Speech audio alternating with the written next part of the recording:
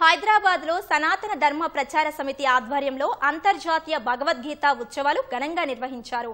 Nampally exhibition గ్రౌండ్లో స్వామీజీలు భగవద్గీతకు ప్రత్యేక పూజలు చేశారు. అనంతరం 10,116 మందితో చేపట్టిన సామూహిక భగవద్గీత పారాయణం ఆకట్టుకుంది.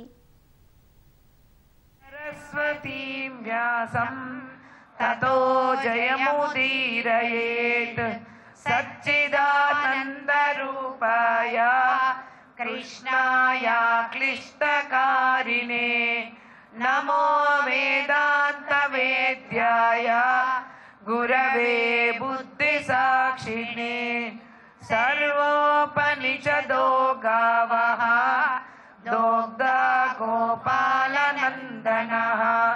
పార్థో వస్య సుధీర్భోక్తా దుగ్ధం గీతామృతం మహత్.